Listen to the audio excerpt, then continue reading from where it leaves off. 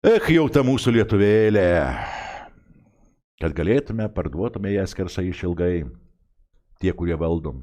Ne, ten irgi yra žmonių, kurie bent jau bando mąstyti, bet kai nueina į tą didelį darželį, tai šitam darželį, realiai kalbant, smėlio dėžė ir susimuša tarpusavyje.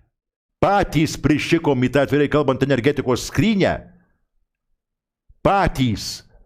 Ir jeigu kada nors rimtai kalbėti apie tai, tai reikia sodinti specialistai, bus aišku, kad tai, ką mes nuėjom per biržas, įlindom į biržas ir taip toliau panašiai, mes su jumis pakliuvom į pelėkautus.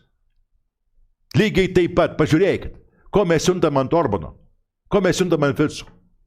Už tai, kad jie gauna vamzdynais. Štai dėl ko mes siuntam. Buvo laikas, kada specialiai buvo padaryta tam, kad vamzdynais, reiškia, gavosi brangiau negu biržose.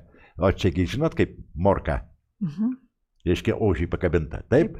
Reiškia, pakramsnosi. Nu, tvarkoj, gavai tą morką. Metei viską, nutraukiai sutartis, dar ten teisėjais, taip toliau panašiai, ir lindai į biržą. O biržos yra reguliuojamos. Biržos yra kontroliuojamos. Ir čia jau viskas. Tau pasakys mokėti tiek ir mokėsi.